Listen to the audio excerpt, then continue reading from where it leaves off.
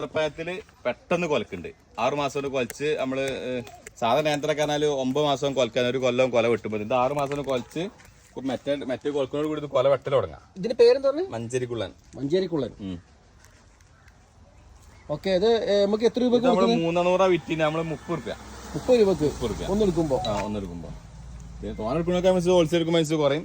പിന്നെ നമ്മളത് സ്വർണ്ണമുഖി, ഇതാണ് സ്വർണ്ണമുഖി. സൂപ്പർ നേന്ത്രപ്പഴത്തിൽ ഏറ്റവും ടേസ്റ്റ് ഉള്ളത് കേട്ടോ. വലിയ കൊലയൊക്കെയാണ് ഏറ്റവും ടേസ്റ്റ്.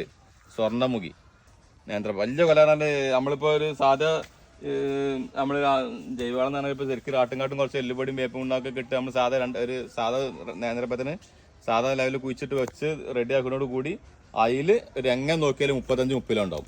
ഇനി ഇംഗ്ലീഷ് വെള്ളം ചേർക്കാൻ 50 കൊല ഉണ്ടാവും. എന്തായാലും ഉണ്ടാവും.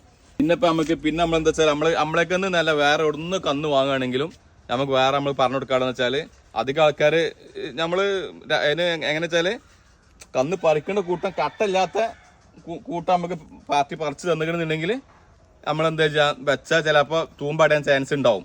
ആ സ്ഥാനത്ത് നമ്മൾ പറഞ്ഞ മാതിരി ഇത്ര അതായത് തിളച്ച വെള്ളത്തില് ഇത്രയും ഭാഗം വെള്ളം ഇങ്ങനെ തിളച്ച് നിന്നിട്ട് 2 സെക്കൻഡ് അതിൽ മുക്കി എടുക്കണം. ഒരു കന്നും കട്ടക്കയോടെ പീക്കുത്തം ഉണ്ടാവില്ല.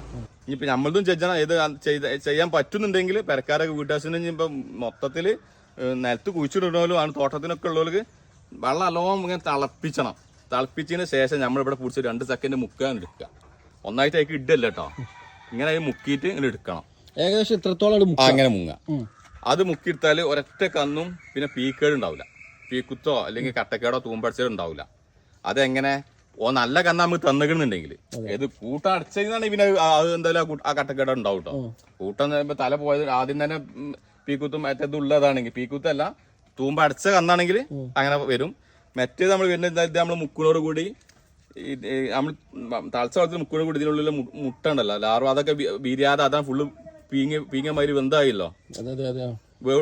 ആ സ്ഥാനത്ത് നമ്മളിപ്പോ വെറും കറാട്ടിയിലോ അല്ലെങ്കിൽ എന്തെങ്കിലും മരുന്നോ കെമിക്കലോ ഇത്തുള്ള മുക്കിയൊക്കെ ആണെങ്കിൽ നമ്മളെന്താ വെച്ചാല് മുക്കുകയാണെങ്കിൽ അതിലുള്ള പീക്കലേ ചാവുള്ളൂ.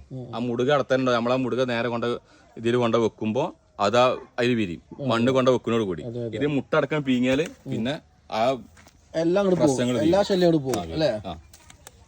അതാണ് ഇപ്പൊ നമ്മളെ സ്വർണ്ണമുഖി എന്ന വായ. മറ്റേ നമ്മളെ മഞ്ചേരിക്കുള്ള പിന്നെ നമുക്ക് സാധാ നേന്ത്രാണെങ്കിൽ 5-100, 6-100 ഒക്കെയാണ് സാധാ നേന്ത്ര. പിന്നെ കിൻഡൽ നേന്ത്രണ്ട് 1-30.